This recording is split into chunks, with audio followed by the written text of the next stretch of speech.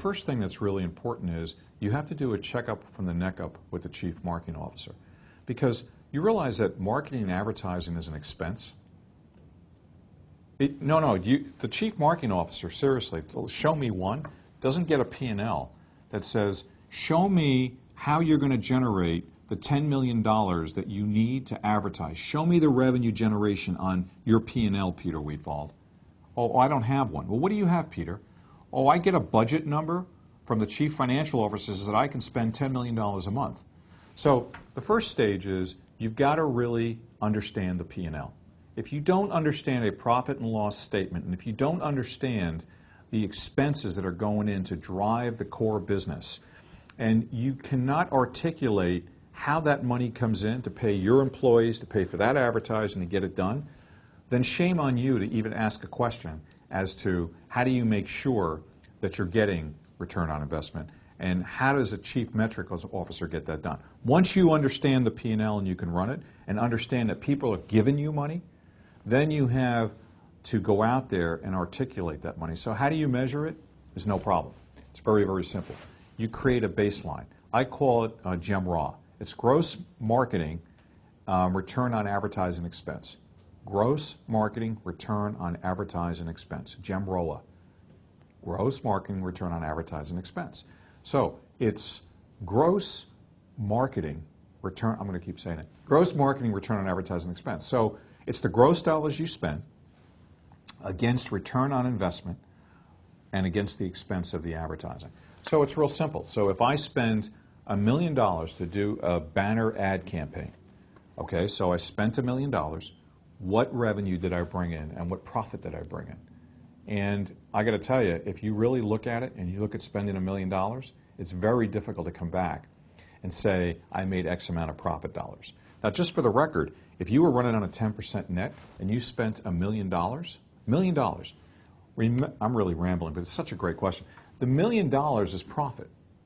So I have $1 million in profit. Here, Mr. Chief Marketing Officer, I give you $1 million of our profit, and I want you to give me return on investment. Do you know if your company ran on a 10% net, you'd have to do $10 million in revenue in order to deliver $1 million in profit? If your company ran 2% net, which is what most companies are doing, it would mean you'd have to do $30 to $40 million in revenue in order to deliver $1 million in profit. That $1 million in profit's going to the advertising department. Now generate a profit for me and generate revenue. Do you think that $1 million can generate $40 million in revenue to break even? So you'd have to do $40 million in revenue to break even at the $1 million. Do you know anyone who can do that? I do. Dell Computer can do it. Amazon can do it. Lots of direct marketers know how to do it. Once you get out of the direct marketing side, it's very, very hard to do it. So now I took $5 million, $1 million to run banner advertising, $1 million to be in some magazines. Next $3 million I did spot television advertising. $5 million. Okay. On 10%, I would have made $50 million in revenue to give you the $5 million. But we run 2%.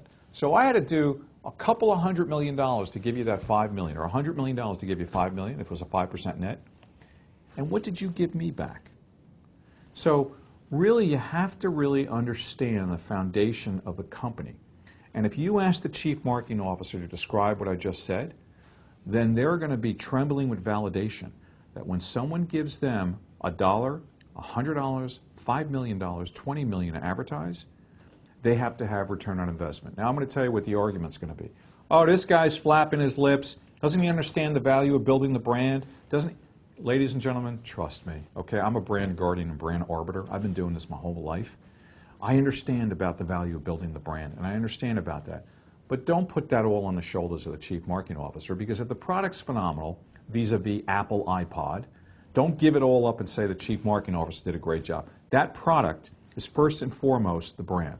Remember, the brand is the product and the service, way before it's an advertisement. An advertisement, to me, is just trying to propagate the value proposition of that product and that brand. So I go back to it again. If you want to be successful as a Chief Marketing Officer, you've got to make sure you completely understand the balance sheet, the income statement, the P&L of the company you're working for, all the speeds and feeds around it, and understand when someone gives you $1 million, How much revenue did they have to generate to give you that $1 million? And what do they expect back? And I've got to tell you, there's not many chief marketing officers walking into CFOs and saying, you gave me $10 million, how much do you want back? They'd be scared to ask that question because the CFO is going to say, what do I want back? I gave you $10 million, I want $100 million in revenue. Not easy task to get done. Not for the faint of heart, not for the limp-wristed. You've got to be a mechanical expert across every touch point of the business, including your own ambient mediums that you need to go out and be a market maker, build a firebrand, and give back return on investment.